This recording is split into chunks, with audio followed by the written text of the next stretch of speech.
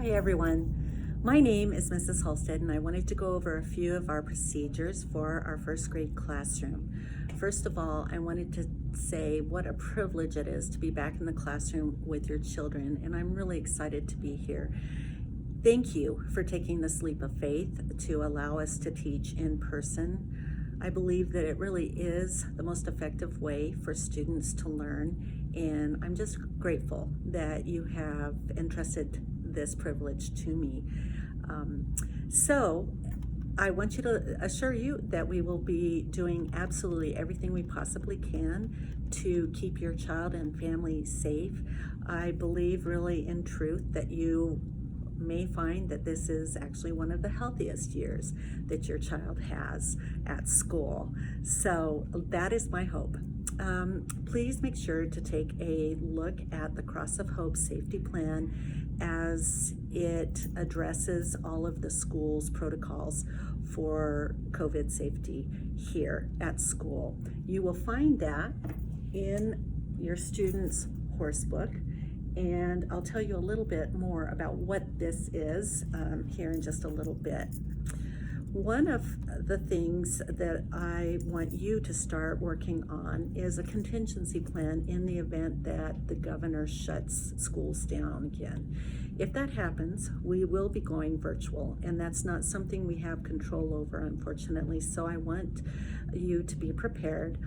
So to do this, the first thing that I want you to do is to have to grab a personal device, your iPad, your computer, your iPhone, and download the Seesaw Home Learning app. Now I have given you two codes. One is for your child's home learning journal, on which you will find the nightly home practice assignments, and these are suggested nightly activities that support the daily learning that occurs in the classroom.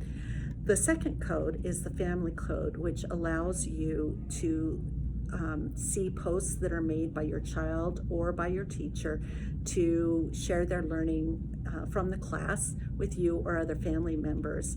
And I will be using this part of Seesaw for things like publishing parties, special events, anything that I know you would want to participate in, but which we can't due to this mode of apparatus that we are in right now with social distancing.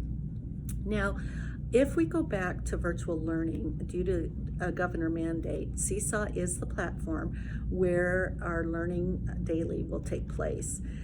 So after this video, I've assigned two activities to give you a better idea of how Seesaw works. The first is a link, which I have embedded in this video at the very end of the video, and it is a Seesaw tutorial. Please take a moment to look at that. It's very user-friendly and will step you through every piece of using Seesaw with your child. And it's important to look at this before the first day of school, because you will see that activities start posting as soon as school begins. Now, the second activity is an opportunity to tell me a little bit about your child on a writing template. And it's called Who is Your Child? And I'd like you to fill it out so that I get to understand your child through your eyes. That's an important part of getting to know your child, and I'd like to welcome them and make them feel nurtured and familiar and comfortable. So that helps me. And yeah, I think that's it. Before we go, I want to tell you a little bit about the horse book. This is called the Horse Binder, and it is your child's horse. Your child comes to school with their horse and goes home with their horse every single day. I am not going to take the time here to describe everything in it. I encourage you, please, to sit down with your child and just explore each page. It has a wealth of information about what first grade entails, and I hope will answer any questions, initial questions anyway, that you would have about first grade. So inside there's a front pocket. I do want to let you know that the Bring Right Back pocket is for anything that goes home to your child that needs to be signed by you and returned. The back pocket is a left at home pocket, and that will have any assignments that need to just go home and stay at home. Please check your course book folder every single day before your child comes to school, and empty it regularly, please.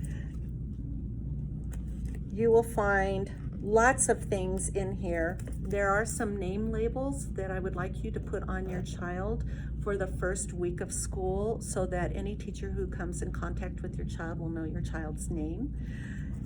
There are directions on what this book contains, how to use the information that this book contains.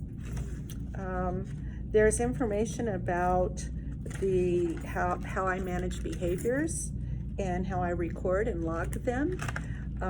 There's also a form that tells you about my whole brain classroom rules.